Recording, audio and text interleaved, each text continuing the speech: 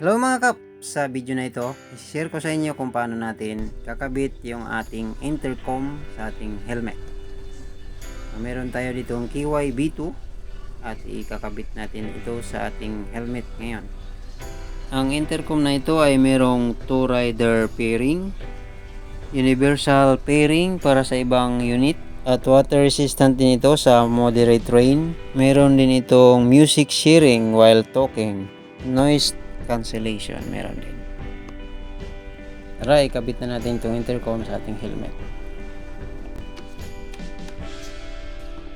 Ano natin gagawin ay ating tatanggalin yung mga paddings ng ating helmet. Iangat lang natin tong chin para mas madali nating matanggal yung mga side paddings or mga foam sa ating helmet. Chin para mas madaling tanggalin ang mga paddings, side paddings. So tanggalin muna natin to kabilaan. Dali lang naman tanggalin yan dahil may mga clips lang yan sa ilalim. So yan, ganyan lang. Pag mag-clip na yun, ibig sabihin na tanggal na yan. Pero depende sa helmet nyo kung natatanggal siya. Kasi mayroon mga ibang helmet na nakapix yung foam. So ito naman sa atin ay madali lang tanggalin kasi pwede siyang labhan. Yan. Check nyo rin yung helmet nyo kung intercom ready na ba, nakagaya nito. So hindi na natin kailangan ilagay yung may 3M or yung mayroong digitan na kasama sa package dahil meron na yung helmet natin. Tanggalin din natin tong isa sa kabilang side. Yan. So may mga naka-lock lang naman yan dyan. Yan, tingnan nyo. Yan. Madali lang naman tanggalin yan. Yan, may mga lock. So yan lang din, babalik natin mamaya. Tapos sa may tagiliran meron din yung parang naka-clip lang yan. So, ganun lang kadaling tanggalin yan. Kabilaan may clip yan. Okay, yun. Yung pinag-salpakan. So doon lang din natin ibabalik mamaya. At meron din dito sa kabila. Intercom ready na rin siya. So dyan na natin i-dedicate yung speaker ng ating intercom. Okay, buksan na natin yung ating intercom. Yan yung hitsura niya. Ito yung pinaka-intercom. At yung mga accessories ay nandito sa may loob ng box. Make sure pala meron kayong lighter para mamaya ay gagamitin natin. So ito yung charger, pinaka-charger niya. Yan naman yung cord. Yan. Saka ito yung clip. Ito yung mga 3M na tape. Kung hindi intercom ready ang iyong helmet ay meron nito. So hindi na natin gagamitin yan dahil intercom ready na rin yung ating helmet. So yun, meron na naka-ready na doon. Yan, dyan yan ilalagay pag wala pang hindi intercom ready ang inyong helmet para yun pagdikitan ng ating mga speaker. Hindi na natin to kailangan dahil meron namang ready na sa ating helmet. Ayusin lang natin itong mga wires na kailangan hindi nagkabuhol-buhol at papalitan natin siya ng wire kasi ito ay pang full face na helmet, yung microphone na yan. So hindi dapat natin yan ang gamitin. So bunutin natin yan. Dapat ay yung isa. Yan, yung may mic niyan. Ito ay pang modular at saka pang half face na helmet. Dapat ito ang isasalpak natin dito. Para yan yung magiging microphone natin pag nakalagay sa helmet. Yan, salpak nyo lang ng maayos para sigurado na nakakonect. Ito yung mga tape na hindi na natin kailanganin kung intercom ready na. Yan, dahil hindi na kailangan yan, tabi na natin yan. Okay, so ilalapat na natin to dito sa ating helmet. Make sure lang na maayos yung paglalagay nyo ng mic para hindi tatamaan ng helmet pag inilagay. At saka yung mga speaker na yun, dyan natin ididikit yun. Dahil meron na siya. Intercom ready na. Yan. Didikit na yun siya pag inilagay mo dun. Mamaya. And make sure yung left side ang lalagyan nyo dun sa maiksi na wire. Dahil dun sa may left side natin, yun yung ito. Yan, maiksi na wire. Yan. So, dyan natin sa kaliwang bahagi yan dahil dyan tayo maglalagay ng ating intercom. Ito namang mahaba ay dun to sa may kanan. Make sure na dun yun mailagay sa may kanan yung mahaba. So, ito naman yung pangsalpak na ito. Ito yung i-connect natin sa may intercom mismo. Yan, sa ilalim na yan may rubber. Tapos, tanggalin nyo lang yan. So, dyan yan yung connection natin papunta sa intercom at papunta dun sa ating mga speaker na makalagay sa ating part. So, ito yung clip na ilalagay natin, pero kung makapal yung helmet mo, hindi yan magkasya, hindi yan sasalpak. Yan, kagaya niyan. So, masyadong malaki. Yan, subok natin. So, ayaw niya, baka magasgas yung ating helmet. So, ayaw niyang mag-fit. So, ang gagamitin natin ay yung 80 tape na lang. May 3M tape naman. Yan, dyan. Tapos, yan yung ididikit natin. Ito yung ididikit natin sa ating helmet. Dito sa tagiliran yan. So, kayo na lang magtansya. Dapat ay sakto dun sa may part na lalapat talaga siya. Yan, dyan. Yan. Dapat ay yung pit na pit na siguraduhin nyo na dun sa part na lalapat lahat. Okay. Yan. Sinasalpa kasi yan dyan. Ganyan. I-slide mo lang pababa.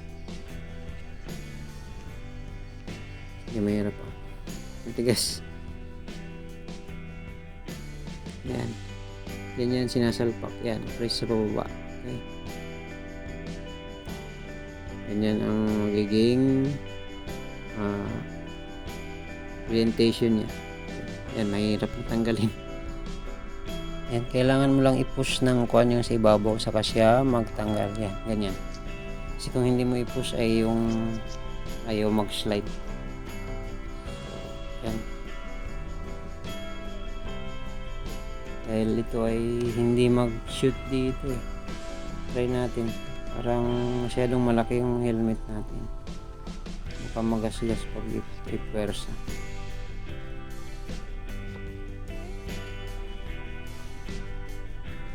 Yan, dito dapat na side sa may kaliwa yung ating intercom. Yan, yung maiksi na yan. Yan din ganda ng part. Para sakto yung ating cord na masalpak dun sa ating mismong intercom. Ilalagay na natin ito dito sa may loob sa yung lagayan ng mic. Dahil intercom ready na naman, so madali na isalpak. Tapos gawan nyo na lang paraan. Yan, iayos nyo lang. Dapat yung orientation ng wire ay papunta sa palikod. Okay.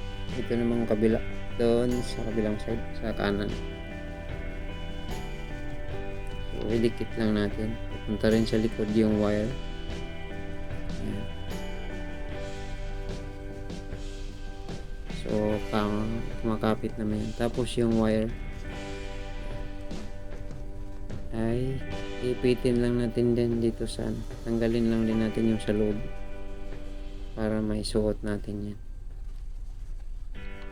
Tapos itansya nyo lang dyan na sasakto sa ating intercom yung natitirang wire. Ito muna ididikit natin dito sa may looban yan. May tape naman yan. Yan. Saktuhin lang, sakto nyo lang na pag isara yung helmet ay hindi sasabit. or tatama tapat mismo sa inyong bibig para pag nagsalita kayo sakto. Yan, so tanggalin lang natin yan. Naka 3M tape lang naman yan. So dito na yung part na ating ihihitingin. Tansyahin lang natin kung sakto ba yung ating paglalag. So yan, kukuha lang tayo ng lighter. Okay, tanggalin natin yung tape para ating ihihiting para maganda yung kapit. Naka 3M tape kasi ito. Yan. Okay. So, sukat nyo muna bago nyo ididikit. Tansyahin nyo lang kung saan siya tatapat. So, kung nakuha nyo na, susunugin na, ihihiting natin yun para maganda yung kapit. Yan.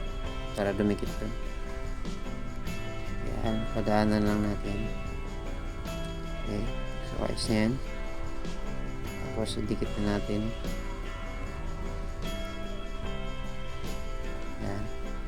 Itansyahin na lang na maayos yung paglapat. Dapat ay nasa plane siya na part para kakapit siya ng maayos. Bagay, ito naman ay kuwan. I-press lang natin at may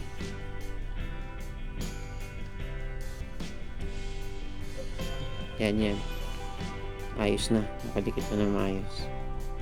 Saka may ipit naman yan sa mamaya. Itong mga wire na ito, itatago lang natin yun dyan sa loob. At tansyahin lang natin na sakto yung papasok sa intercom. Tanggalin muna natin yung foam na nasa ilalim. Naka-clip lang din naman yan. Tapos saka natin ipasok yung mga sobrang wire para hindi siya manabit-sabit sa ating labas ng helmet. So nakatago siya sa ilalim. Malinis siyang tingnan. Ayan. So iipit lang din natin lahat ng mga exist na wires. Iipit lang natin dyan. Tapos itansya nyo yung wire na lalabas ay sasakto dun sa kung saan nakalagay yung ating intercom mismo na unit. Ayan. Tansyahin nyo lang. Yan, ganun kahaba. Yan. Pag ilagay yung foam. So, may ipit naman yan siya dyan. Okay, ididikit na natin to dito. Lagyan lang natin ng 3M tape. Ayan.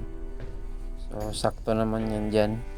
Yung tape na kasama na sa package, nasa box.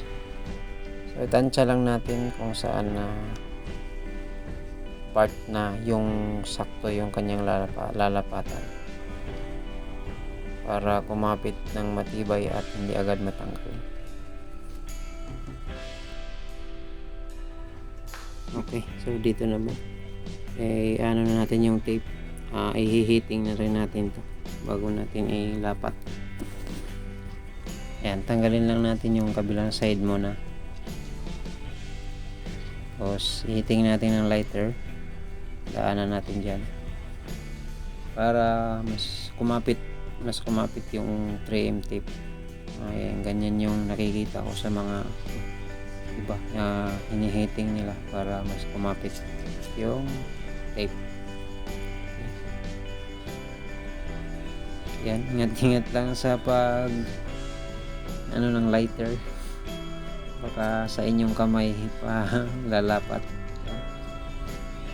So, pwede na yan siguro. So lapat na lang natin to. Yan. Sakto nyo lang yung lapat para matagal kumapit. Okay. Make sure lang na nakalapat ng maayos para magtagal naman yung ating lagayan ng intercom. So yan, dito natin ilalapat yan.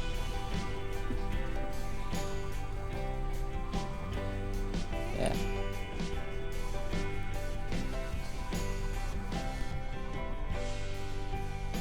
Okay, so dito na. Ididikit na natin yan dito sa part na to. Tanggalin na rin natin yung kabilang side ng 3M tape. Yan dito. Tanggalin natin. Tapos padadaanan din natin na ihiting din natin yan ng lighter. Dadaanan natin para mas lalong kumapit. At again, ingat sa pag-hitting, baka ang kamay ang uminig. Yan, padaanan lang natin. So okay na yan at ilalapat na natin sa tamang pwesto. Yan, make sure na nasa maayos, baka sumala. Yan. Okay, yan, dikit na. Tapos i-press nyo lang, lagyan nyo lang ng puwersa at ayos na yan. Tapos recommended ng Predcon na dapat ang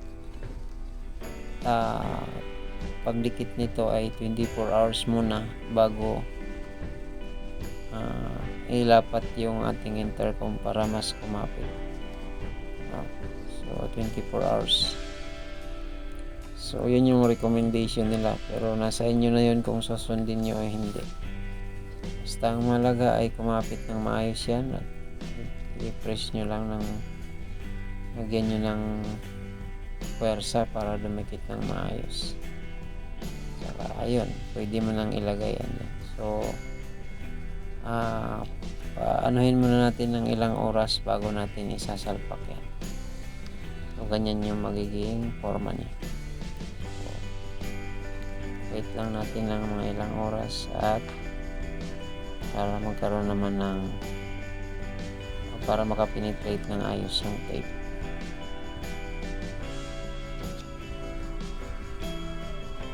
Okay, testing lang natin dito guys kung sakto ba ang haba ng ating wire na connect dito or yung jack ng mismong ating intercom. Ayan, hindi matigas pero sakto naman siguro. Yan, kung medyo lumabis ay pwede nyong siksik pa ng kaunti yung wire para sakto lang yung lalabas, para walang masyadong nakalaylay pagka tayo mo biyahe at hindi maano sa hangin. So make sure nyo lang na mga nakaipit ng maayos dyan. Right, pag ayos na ang lahat, so sakto na ang mga sukat ng ating mga wires. Yan, so try na natin ibalik yung foam para matansya natin kung pag inipit natin ay hindi siya kakapusin. Yan, isalpak na natin ng testing para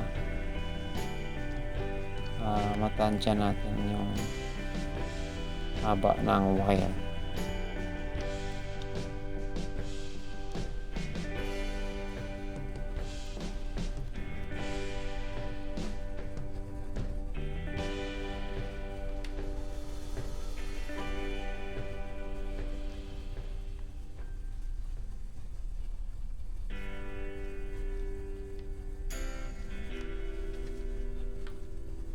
Okay, i-testing natin uli ang ating intercom kung sakto lang. And testing para may iwasang magkamali, baka mamaya hindi umabot. Yan, ayos naman. Kung medyo sobra pa, ibalik lang natin ng kaunti yung iba sa ilalim ng helmet.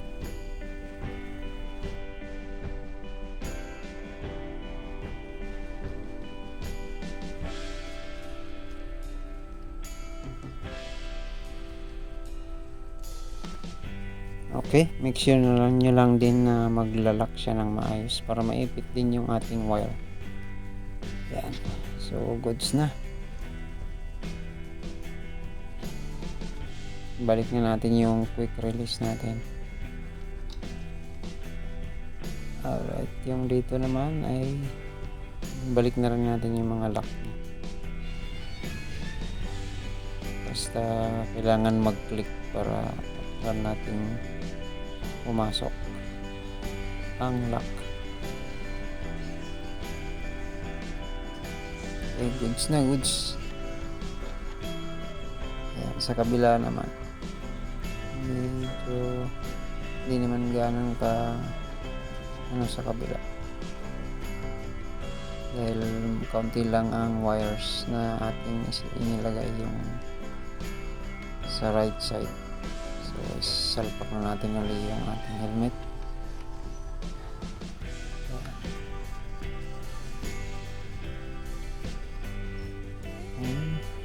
Goods na goods.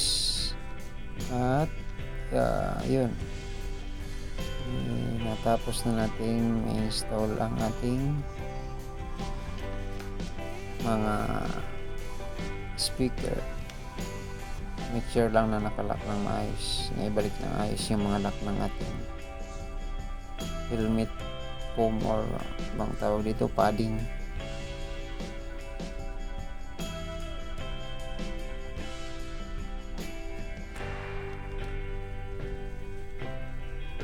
Ayan, tingnan nyo, malinis ang loob ng ating helmet, walang nakalawit, so walang sasabit kung sakali mang isusuot natin. Ganyan lang ang pagkabit ng ating so yan, pagka sa palagay nyo ay kumapit na ng maayos yung ating lagayan ng intercom, so pwede nyo yung isalpak ang inyong intercom dyan. So itesting na natin yung ating intercom mismo kung sakto ba ang ating iniligay na wire. Hopefully ay sakto para hindi na tayo umulit. Yan, salpak lang natin. Medyo matigas nga lang.